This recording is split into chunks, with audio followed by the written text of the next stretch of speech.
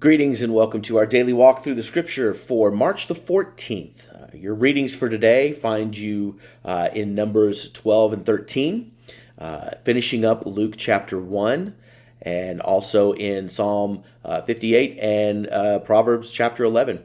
And we're going to look at the Numbers conversation today because the story of Balaam is a fascinating one. Now, to set the scene, here's what's happening. Balaam is a mercenary prophet, basically. He's there to kind of, he's whoever's going to pay him the highest amount of money, he's going to go and he's going to do what they say. Now, we don't know whether or not Balaam is actually a believer in Yahweh God. We don't really know that. We get the impression that he's not, that he is a polytheist, meaning he believes in more than one God, but he's also not against the idea of God, of Yahweh God. So Balaam gets a call, and this king says, hey, I want you to come and curse the Israelites. They're coming through the land, and they seem to be beating up all these other people, beating up my buddy kings, and I need you to take care of them. So they call Balaam. And there's a few things about this accounting that I love. Okay, first of all, Balaam says, yep, I'm going to do it. I'll come and do it. Okay. And so he cruises and he hops on his donkey and he cruises to go over to begin this cursing. And the encounter with the talking donkey is one that Balaam just kind of seems to take in stride. Okay.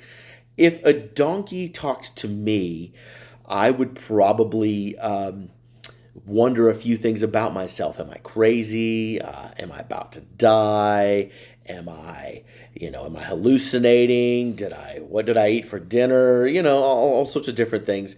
But I wouldn't be replying as calmly as Balaam does.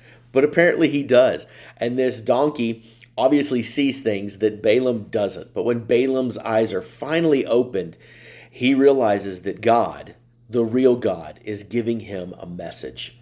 And so he then has to go and confront this king that's hired him and do the exact opposite of what this king asked. See, Balaam was hired to curse the Israelites, and instead he ends up blessing them and blessing them in huge, big ways. And this wasn't accidental. This is God, being God. God doesn't allow people to go against his will. He doesn't allow people to, if God has something in mind, it's going to happen. And in the case of Balaam, this is what happened. He was then forced to bless the Israelites.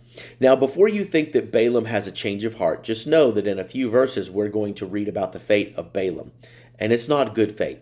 Balaam does not have a glorious ending. He ends up being killed by the Israelites, actually, because Balaam doesn't learn a lesson. He goes back to his he goes back to his mercenary ways. He goes back and he decides, I'm going to continue to be this mercenary guy.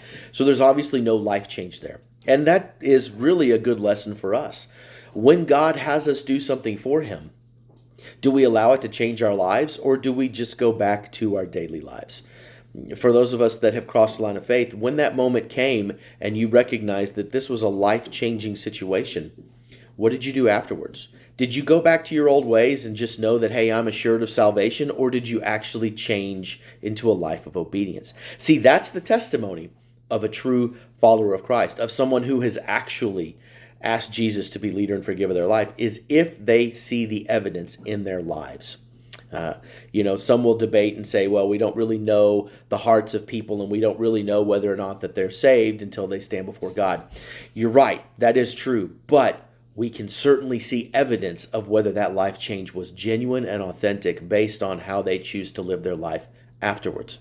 Food for thought for all of us. Are you being like Balaam, letting God have a God moment, have an encounter moment, but then going back to your old ways? Or are you allowing it to change your life and truly let God be the leader of your life?